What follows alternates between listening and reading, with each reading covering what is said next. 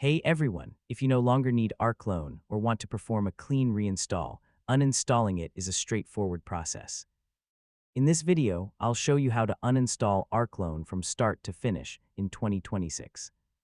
First, before removing Rclone, decide whether you want to keep your configuration file and remote settings.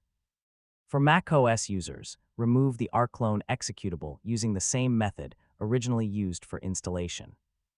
If rclone was installed through a package manager such as Homebrew, use the appropriate package removal process. Finally, restart your system if necessary to ensure all environment variable changes and file removals take effect properly. And that's how to uninstall rclone in 2026. Whether you're removing it permanently or preparing for a fresh installation, following these steps will help ensure a clean and organized removal process. Thanks for watching, and I'll see you in the next tutorial.